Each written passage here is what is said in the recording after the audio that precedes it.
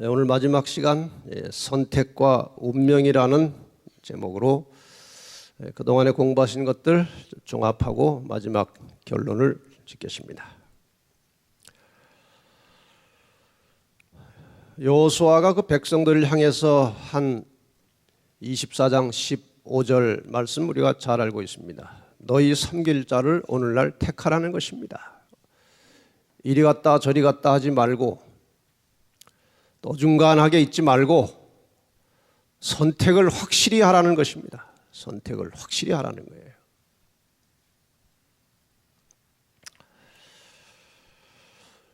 특별히 인간이 선택하고 사는 게 여러 가지입니다. 심지어는 식사할 때도 반찬을 이거 먹을까 저거 먹을까 선택을 하는 것입니다. 끊임없는 선택의 연속인데 그 중에 인생에 대단히 큰 영향을 미치는 중요한 세 가지 선택은 배우자를 누구를 선택하느냐, 직업을 어떤 직업을 갖느냐, 그런 것은 평생에 영향을 미치는 것입니다. 그런데 우리의 영원한 삶을 통해서 영향을 미칠 아주 중대한 선택은 종교를 선택하는 것입니다. 종교를 잘못 선택하면 패가 망신하고 인생 망칩니다. 오늘 여러분과 저는 이 종교를 선택하는 데 있어서 정말 탁월한 선택을 하셨습니다. 제가 다른 교회 다니는 사람들이나 다른 종교를 가지고 있는 사람들을 만나서 대화를 하다 보면 그 사람들은 이 재림교회의 신앙을 얼마나 부러워하는지 모릅니다. 진짜 그것을 알았더라면 그것을 선택했을 텐데. 최근에 재림교회로 개종한 은퇴 목사님 부부가 우리의 이제 기별을 받고 우리의 책자와 DVD와 우리의 자료들을 저한테 한 박스 요청해가지고 제가 줬어요. 가족들에게 벌써 전하는 것입니다.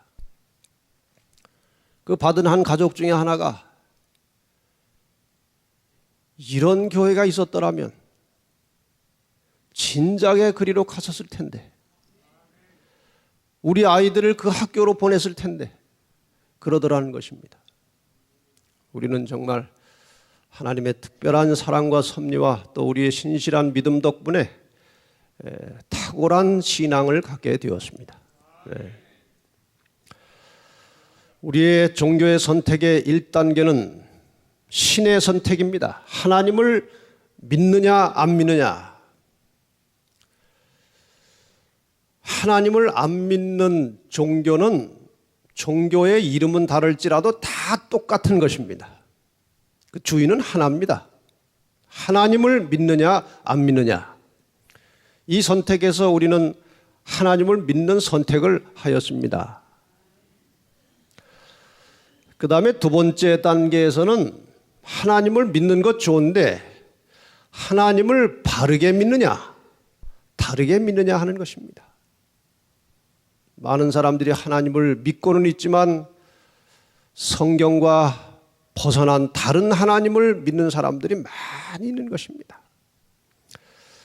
이 두 단계에서도 여러분과 저는 성경의 진리를 따라서 바른 하나님을 믿는 신앙인들이 되었습니다. 정말 축복입니다. 세 번째 단계는 이제 그 바르게 믿는 하나님의 말씀을 실천하며 순종하며 사느냐, 그것입니다. 믿음대로 사느냐, 자기 뜻대로 사느냐. 많은 사람들이 믿음은 정확하게 확실하게 가지고 있지만 사는 것은 믿음대로 살지 않고 자기 뜻대로 살거나 섞어서 삽니다.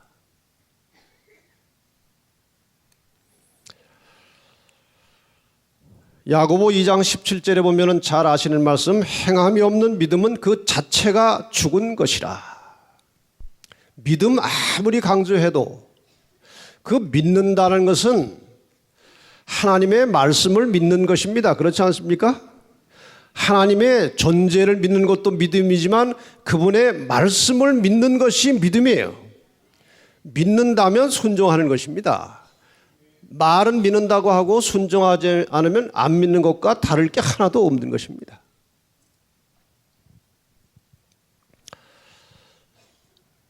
영적으로나 세상적으로 성공하는 사람들의 원리가 있어요. 일단 선택을 잘해야 합니다. 현명한 판단을 가지고 올바른 선택을 해야 됩니다. 두 번째, 어떤 올바른 선택을 하게 되면 그동안에 자기가 가지고 있던 생각을 바꿔야 합니다. 선택은 잘해놓고 옛날 생각 그대로 가지고 있으면 사람이 변하지를 않아요. 생각을 바꿔야 하는 것입니다. 그 다음에 올바른 선택에 의해서 생각을 바꾸어서 목표가 생기면 집중적으로 노력을 해야 돼요. 저절로 바뀌지 않아요, 사람이. 이렇게 해서 올바른 선택과 생각의 변화 그리고 집중적인 노력에 의해서 그 노력을 반복할 때에 습관이 만들어지는 것입니다. 그리스도인의 생활에 있어서 매우 중요한 것은 어쩌면 우리의 영원한 운명을 결정할 만큼 중요한 것은 좋은 영적 습관을 만드는 것입니다. 기도 많이 하는 습관, 교회 출석 성실히 하는 습관, 설교 들으면서 노트하는 습관, 구제하는 습관, 전도하는 습관, 이런 좋은 습관을 만들어야 그리스도인의 삶이 빛이 되고 그 빛을 보고 사람들이 하나님께 나오는 것입니다. 그래서 우리 재림 성도들은 보통 사람과 관심이 달라야 합니다. 관심. 사람이 관심을 어디에 두고 사느냐, 이것이 인생에 막대한 영향을 미칩니다. 소위 강남 어머니들이라고 하는 사람들은 자녀들을 인류대학에 보내는 일에 집중적인 관심을 가지고 산다고 제가 들었어요. 그 사람들에게 복음 전하면은 안 들어갑니다. 관심이 지금 아이 입시예요. 아무리 전도해도 아이 입시나 끝나고 봅시다. 관심. 이 관심을 어디에 두고 사느냐 하는 것이 인간의 생각을 끊임없이 만드는 것입니다. 관심에 의해서 생각이 만들어지는 것 아닙니까? 내가 좀 영적으로 좀 성장하고 참 신앙적으로 살아야 되겠다. 거기에 관심이 있는 분들은 그것을 어떻게 잘할 것인가 그 생각을 늘 하는 것입니다. 생각은 말을 만드는 것입니다. 말. 사람 말하는 거 보면요, 관심이 어디에 있는지, 무슨 생각하고 사는지 대략 짐작이 갑니다. 저도 사람을 하도 많이 만나다 보니까 별의 별 사람을 다 만나고 이야기를 하고 살다 보니까 대화를 하면서 한 5분만 얘기하면 이 사람이 어떤 사람이구나 대강 알아요. 나중에 보면 거의 맞아요. 말을 어떻게 하느냐, 그건 사람의 신앙이고 성품이고 인품이에요. 말은 행동을 만드는 것입니다. 행동. 말을 자꾸 하면 그런 일을 하는 겁니다. 행동이 반복되면 습관이 되고, 습관이 쌓이면 품성이 되고, 이 품성이 우리의 운명을 결정하는 것입니다. 결국 우리의 운명은 평상시에 무슨 일에 관심을 쓰고 살았느냐, 이것이 우리의 영원한 운명을 결정하는 것입니다.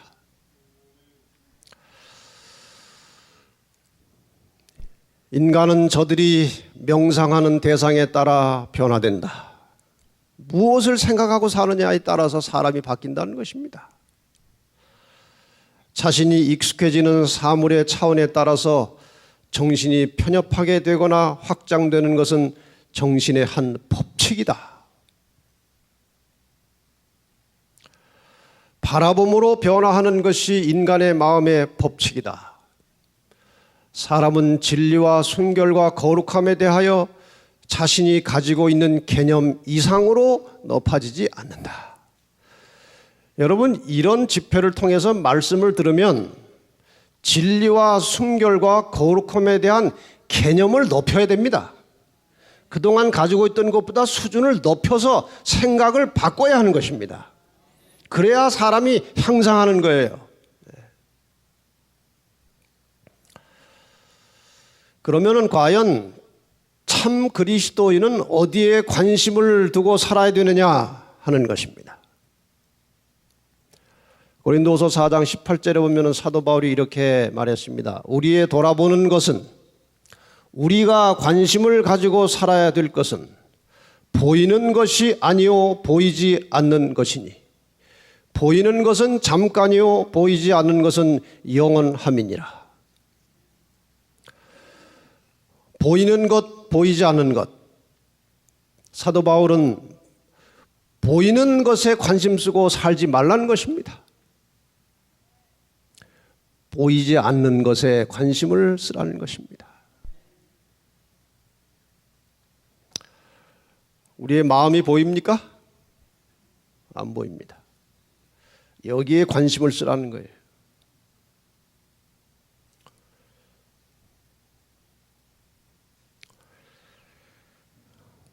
얼짱, 몸짱, 그게 뭔 말인지 아십니까? 저는 그 전에 몰랐어요, 그걸. 누가 얼짱얼짱 하길래 그게 무슨 얼쩡거린다는 말입니까? 뭡니까? 그랬더니 얼굴이 잘생긴 사람을 얼짱이라고 그러는데요. 좀 있더니 뭐 몸짱 그래서 그때는 내가 눈치로 알았습니다. 아, 그거구나. 제가 중앙교회 목회할 때 그 말이 한참 돌았어요. 그래서 제가 어느 날 설교 제목을 맘짱 해가지고 설교했어요. 그거 뭐 얼굴이 잘나면 얼마나 잘났고 꾸미면 얼마나 꾸밉니까? 사진 찍어보면 다 해골이에요, 해골. 거기다가 흙 가지고 도배한 겁니다. 이거 흙이에요. 생명 빠져나가면 이거 흙입니다. 아무것도 인간에게 자랑할 것이 없는 거예요. 하나님이 주신 생명 빼가면 정말 비참한 흙입니다. 아무것도 아니에요. 속마음을 가꾸라는 것입니다. 얼굴 가꾸고 몸 가꾸는데 시간 너무 투자하지 말고, 물론 건강을 위해서 운동해야죠. 그게 몸 관리지 몸매 관리가 몸 관리가 아니에요. 운동하고 중요한 건 마음을 잘 가꾸라는 것입니다. 마음을. 보이지 않는 영적 세계, 육적 세계, 이 보이는 육적 세계에 관심 갖지 말고 보이지 않는 영적 세계를 보는 것처럼 살라는 거예요. 보이는 것은 잠깐이고 보이지 않는 것은 영원하다 그랬어요. 이 말의 의미를 아시죠? 우리 보이는 육의 세계, 이 물질 세계는 영원한 것이 아니고 언젠가 완전히 불에 타서 녹아져서 끝납니다. 주님 오실 때. 그러나 영적 세계는 지금은 보이지 않아요. 그러나 그것이 영원히 보이지 않은 것이 아니에요. 보이지 않던 영적 세계가 언젠가는 보이는 현실로 나타나는데 그때가 재림의 시간입니다. 재림에 대해서 말씀하시면서 인자의 징조가 하늘에서 보이겠고 그랬어요. 모든 족속들이 통곡하며 그들이 인자가 구름을 타고 능력과 큰 영광으로 오는 것을 보리라. 이건 더 이상 보이지 않는 세계가 아닙니다. 이제 나타난 것입니다. 일단 나타나면 그것은 영원한 것입니다. 어디에 투자하시겠습니까? 잠시 보이다가 영원히 없어질 것에 투자하시겠습니까? 지금 안 보이지만 나타나면 영원한 것에 투자하시겠습니까? 지혜롭게 사시기 바랍니다. 지혜롭게. 보이는 것은 육적이고 보이지 않는 것은 영적인 것입니다. 보이는 것은 되게 급한 일이고 보이지 않는 것은 중요한 일입니다. 그런데 사람들은 대개 다 보이는 것에 매달려 사는 것입니다. 보이는 것에. 사도 바울은 이 보이는 것에 집착하지 말고 보이지 않는 것에 집착하라고 말씀하십니다. 거기에 치중해서 살라는 거예요.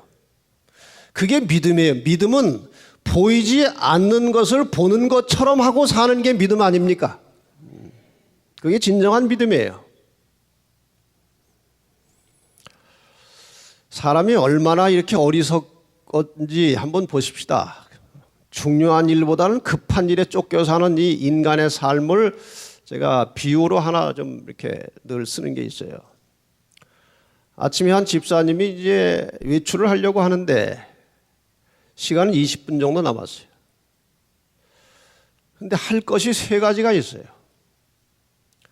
밥도 좀 먹어야 되겠고, 화장도 세수하고 화장도 해야 되겠고, 또 집사니까 기도도 좀 해야 되겠는데 시간은 20분 남았어요. 뭐부터 합니까? 뭐부터 합니까? 현실적으로 세수 화장 먼저 합니다. 틀림없이 그럴 겁니다. 남에게 보여야 되는 거니까. 그런데 시간이 또 한 10분 남았어요. 뭐 합니까? 밥 한 술 떠먹습니다. 그런데 이 세 가지 중에서 뭐가 제일 중요합니까? 정답을 말하면 기도하고 영적인 시간을 갖는 게 제일 중요한 거예요. 두 번째 중요한 게 뭡니까? 육신의 건강을 위해서 밥 먹는 겁니다. 그런데 언제나 우리는 거꾸로 하고 있는 것입니다. 늘 급한 것부터 하다 보니까 사탄이 인간 끌고 다니기는요, 우리말로 누워서 식은 죽 먹기예요. 급한 일만 똑똑 떨어뜨려 놓으면요, 그거 쫓아가다가 하나님이고 뭐고 다 잊어버리고 어떨 땐 교회도 안 나가요. 바빠가지고. 이것이 인간입니다. 사도 바울, 그가 예수를 만나기 전에 대단한 사람이었습니다. 혈통으로 보나 교육으로 보나 또 그 능력으로 보나 장래가 촉망되는 사람이었습니다. 아주 정통 유대인이었습니다. 베냐민 지파요, 히브리인 중에 히브리인이요, 바리새인이요, 열심으로는 교회를 핍박하고 율법의 의로는 흠이 없었다 그랬어요. 이 예수 만나기 전에 자기 상태를 진단한 것입니다. 예수 믿는 자들을 핍박하러 열정을 가지고 다메섹으로 가다가 빛을 만났습니다. 당신 누구십니까? 나는 내가 핍박하는 예수다. 자기의 열심이 방향이 잘못됐다는 사실을 깊이 깨달았습니다. 그리고 회심하여 하나님의 신실한 종이 되었습니다. 대개 사람들에 대하여 하나님께서는 자유의지에 호소하십니다. 본인의 선택에 의해서 길을 가도록 하십니다. 그러나 특별한 경우에는 하나님께서 하나님의 의지를 발동해서 사람을 불러내시는데 그 중에 한 사람이 사울이었어요. 강제로 불러내신 것입니다. 그 특성을 보셨어요. 올바르게 깨닫기만 하면 그 깨달은 것을 위해서 물불을 가리지 않고 죽도록 충성하는 그의 기질을 보시고 그 열정과 기질의 방향을 하나님께로 돌려놓은 것입니다. 그래서 그가 하나님의 초대교회, 초기 교회를 위해서 얼마나 큰 일을 했습니까? 이렇게 그리스도를 만난 다음에 사도 바울의 경험은 완전히 바뀌었습니다. 그의 목표와 그의 관심이 바뀌었습니다. 그전에 자기가 대단히 중요하다고 생각하던 모든 것들을 잃어버리고 배설물로 여겼다. 예수를 알고 보니까 그전에 자기가 추구하던 모든 것이 정말 무가치한 것임을 깨달았어요. 예수와 관계가 깊어질수록 세상 것들이 하찮게 보이는 것이고, 예수와 관계가 멀어질수록 세상의 것들이 멋있어 보이고 귀하게 보이는 것입니다.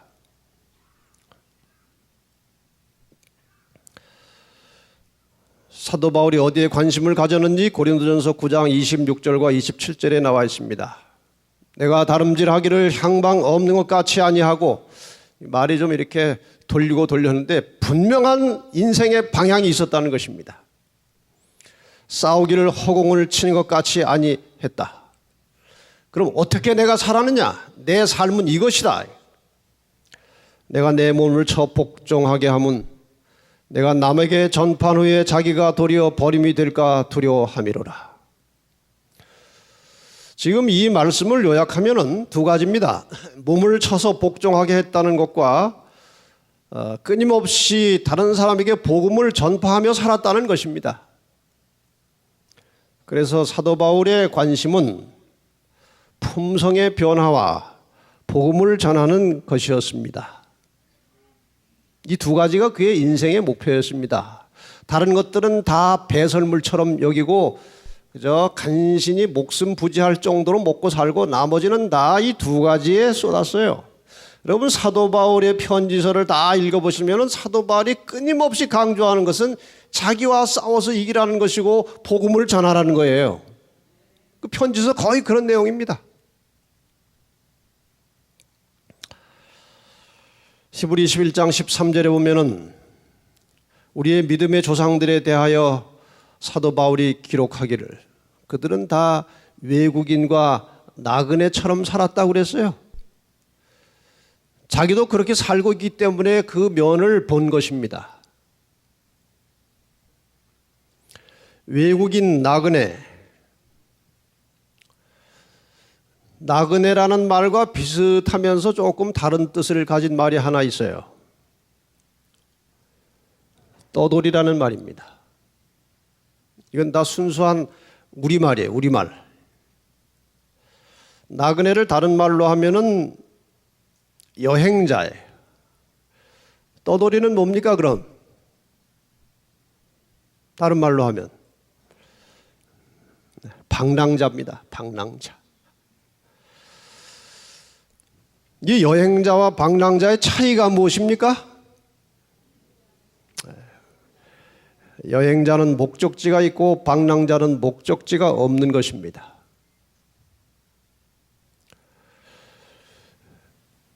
이들의 목적지는 어디였습니까? 우리 믿음의 선조들의 나그네들의 목적지는 저희가 이제는 더 나은 본향을 사모하니 곧 하늘에 있는 것이라. 그래서 그냥 제가 붙여본 이름입니다. 우리는 재림 나그네들입니다. 재림 나그네의 목적지는 더 나은 본향입니다. 여기서 영원히 살 사람들이 아니고 하늘을 향해서 지금 여행하고 있는 나그네들입니다. 여기가 우리 살 곳이 아니에요. 더 나은 본향을 향해서 가는 도중에 할 일은 분명합니다. 재림을 맞이하기 위하여 준비하는 것입니다. 그리고 재림의 소식을 다른 사람에게 전하는 것입니다. 나만 구원받겠다고 터벅터벅 걸어가는 사람은 진정한 재림 나그네가 아니에요. 끊임없이 재림을 준비하면서 재림을 전하고 사는 것이 재림 나그네들의 생활입니다. 이걸 다른 말로 표현하면 품성 변화와 복음 전도예요. 사도 바울과 똑같은 것입니다. 영문시조 1902년 7월 9일자에 이런 기록이 있는데 이 말씀과 딱 맞아서 제가 좀 찾아봤습니다. 우리는 그분께서 돌아오실 때를 기다리고 있습니다. 그분께서 우리 손에 맡기고 떠나신 일 뭡니까? 복음 전도예요. 그 일을 성실하게 행함으로 그분께 영광을 돌립시다. 깨어 기다리며 일하는 가운데 우리는 그분의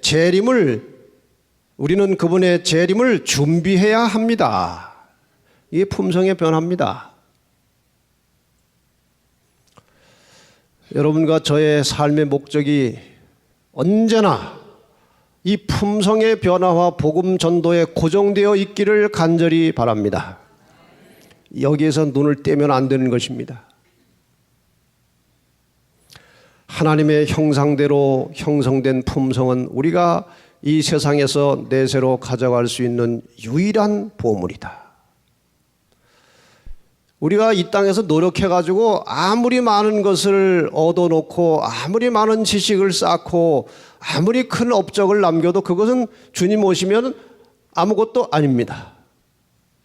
거기 가져갈 것은 하나님의 형상대로 만들어진 품성만 가지고 가는 것이니까 지혜가 있는 사람은 거기에다가 투자하시기 바랍니다.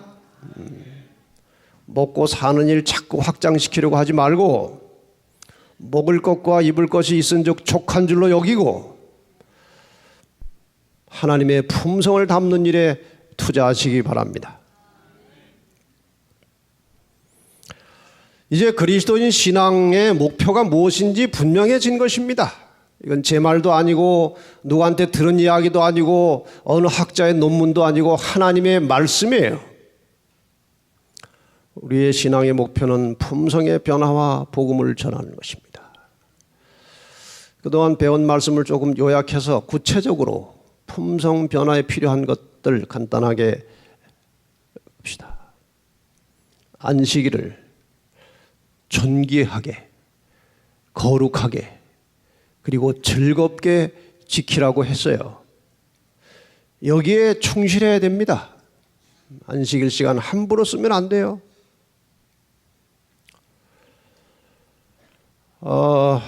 한국삼육고등학교에서 학생들에게 이렇게 설문을 조사했어요. 가지고 있는 고민이 뭐냐, 신앙적으로. 어떤 학생이, 몇 학생이 썼는지 모르겠지만 그런 답이 나왔답니다. 우리 아버지가 교회 장로님이신데 교회 갔다 와가지고 안식일에 텔레비전 켜는 거 제가 참 보니까 회의가 듭니다. 안식일 우리가 너무 많이 훼손하고 있어요. 어른들이 그러니까 아이들이 안식일에 요즘에 공차하는 거 예사입니다. 이거 회복되지 않으면 개인이나 교회나 희망이 없는 것입니다. 이 안식일은 신앙에 매우 중요한 것이에요. 날마다 자아가 죽는 경험이 필요한 것입니다. 이거 정말 중요한 거예요. 내가 죽어야 됩니다. 내가. 여러분 집안에서 이게 부부가 둘이 그냥 평생 동안 잘 살겠다고 결혼해놓고도 약속을 잘 안 지켜요. 다툼이 있어요. 크고 작은. 그때 이 해결하는 첩경이 무엇인가? 내가 죽는 것입니다. 상대방 바뀌기를 기다리지 말고 내가 죽고 상대를 위해서 기도하는 것이 해결책입니다. 이 법칙을 잘 지키면 가정은 행복해지는 것입니다.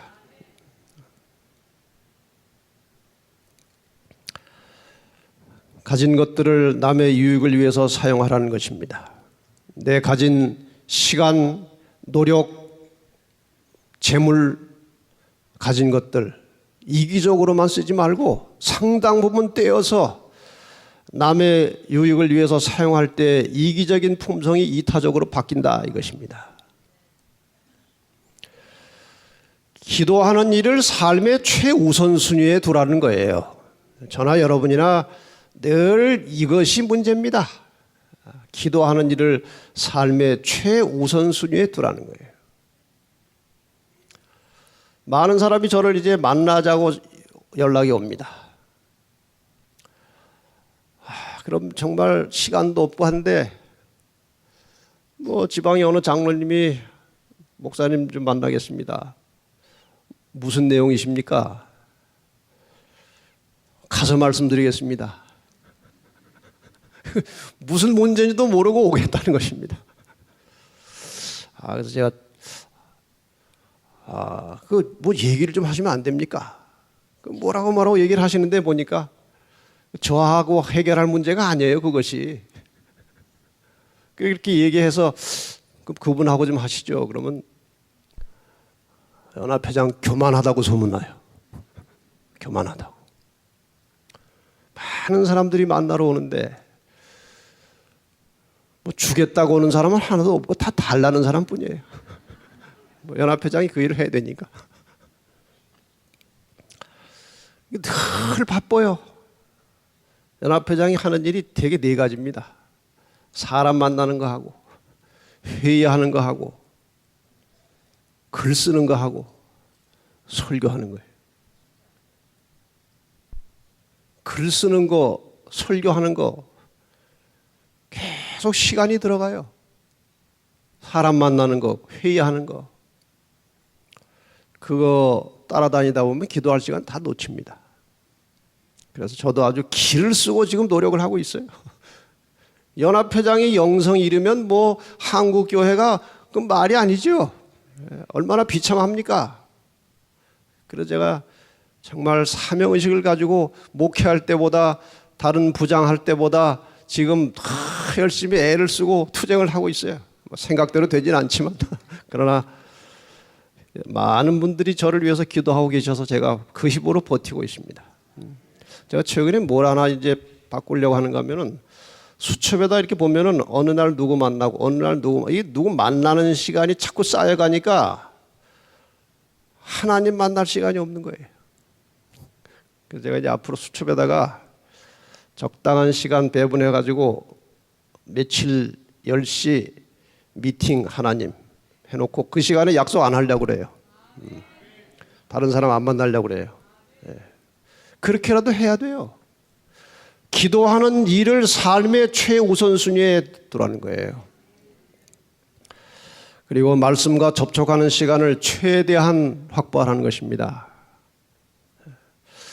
그래서 이 성공적으로 신앙생활을 하신 분들의 그 경험을 들어보면은 말씀과 기도에 최소한 하루에 2-3시간을 보내는 것입니다. 여러분, 어렵습니까? 그것이 우리의 영원한 운명을 결정할 만큼 중요한 것이라면 해야 되지 않겠습니까? 하루에 최소한도 2시간, 3시간 정도는 말씀과 기도로 영적인 시간을 가지라는 것입니다. 그래야 생각이 바뀌고 삶이 바뀌어지는 거예요. 복음 전도하기로 굳게 결심해야 돼요. 전도가 생명이라고 해야 돼, 생명. 전도가 내 영적 생명이다. 모든 사람을 영혼 구원 대상으로 보는 것입니다. 만나는 모든 사람을 영혼 구원 대상으로 보고 당장은 전도 안 해도 전도인의 모습으로 사람을 대하면 사람이 바뀌는 것입니다. 처음에는 그것이 의도적이고 그냥 고의적으로 억지로 하는 수도 있어요. 잘 안 되지만. 그러나 그것이 쌓이면 습관이 되고 품성이 되는 것입니다. 영혼 구원 대상 목록을 항상 가지고 다니라는 거예요. 내가 지금 누군가를 위해서 기도하고 있어야 되는 것입니다. 영혼 구원 목록을 항상 가지고 다니라는 거예요. 그리고 그 영혼을 위해서 늘 끊임없이 기도하는 것입니다. 더 나아가서 복음 전도를 위해서 자기의 재정을 투자할 때에 훨씬 관심이 깊어집니다. 내 보물이 있는 곳에 내 마음도 있다고 그랬어요. 선교하는 일에 재정을 투자하면 점점 더 하고 싶어지는 것입니다. 하나님께서 많은 길을 열어주시는 것입니다. 그렇게 준비된 사람들에게 이 2가지를 좀 깊이 생각하시고 사십시다. 이 목표를 성취하기 위해서 아까 말씀드린 대로 집중적인 노력과 훈련이 필요한 거예요. 이기기를 다투는 자마다 모든 일에 절제하나니 저희는 이거 운동선수예요. 썩을 면류관을 얻고자 하되 우리는 썩지 아니할 것을 얻고자 한다. 썩을 면류관을 위해서 요즘 말로 하면은 도구만 메달을 따려고도 운동선수들이 얼마나 처절한 훈련을 합니까? 4년 동안 100m 달리기 선수들 4년 내내 달리기 연습하고 지구력 연습하고 근육 키우고 뭐 피땀 흘려가면서 노력해가지고 올림픽 나와가지고는 10초 내외로 뛰고 끝납니다. 우리의 훈련은 도달하면 영원한 생명을 쟁취하는 것입니다. 그런데 운동선수보다 우리가 훈련을 안 해서 되겠습니까? 경건에 이르기를 연습하라. 훈련하라. 이것이 우리의 힘만 가지고 할 때는 잘 안 됩니다. 그리스도의 십자가를 짊어지는 마음으로 해야 되는 것이에요. 예수께서 제자들에게 나를 따라오려거든 자기 십자가를 지고 나를 좇을 것이라고 말씀하셨어요. 십자가를 지는 것이 자제하는 것입니다. 하기 싫은 것도 옳으면 하는 것입니다. 하고 싶어도 옳지 않으면 안 하는 것입니다. 하나님의 뜻에 맞추어서 자기를 조각해 나가는 것이 절제고 그것이 자기 십자가를 지는 것입니다. 오늘날 너무나 많은 사람들이 십자가를 지려고 하지 않은 것입니다. 부활절 행사 때에 제일 앞에 행렬에 제일 앞에 있는 사람이 십자가를 짊어지고 가는 것입니다. 예수가 십자가를 짊어진 것을 경험하고자 하는 것이에요. 저 사람 표정을 보면은 힘든 표정이 아니고 좀 실례지만 심각한 척하는 얼굴처럼 보입니다. 하고 왜 그러느냐? 왜 저렇게 힘은 안 들어 보이고 심각한 것처럼 보이느냐? 십자가 밑에 바퀴를 다는 것입니다. 다른 사진도 하나 보니까 역시 바퀴가 있어요.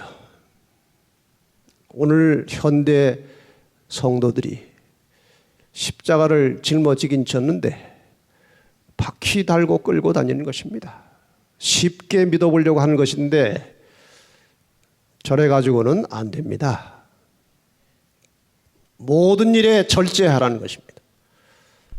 해야 될 것은 싫어도 하고 하지 말아야 될 것은 하고 싶어도 하지 말고 말씀에 맞춰 살라는 것입니다.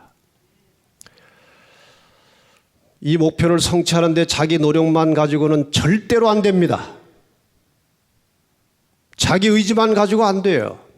하나님과 협력해서 도움을 구하라는 것입니다. 사도행적 482페이지에 구원을 얻는 것은 일종의 협력이요 연합활동이다. 하나님과 회개한 죄인 사이에 협력이 있어야 한다. 하나님의 능력의 도움 없이는 우리의 노력이 아무 소용이 없다고 그랬어요.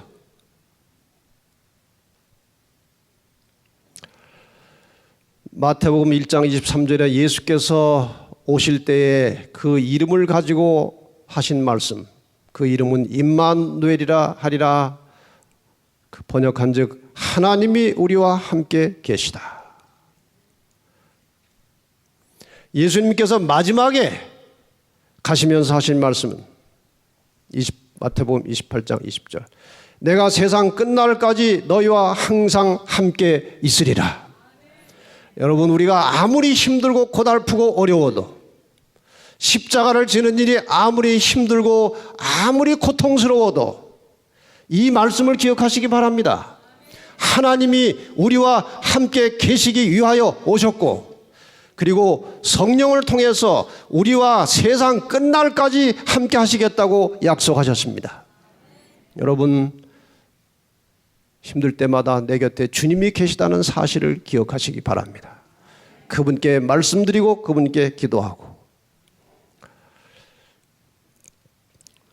마지막 말씀을 보고 마치겠습니다.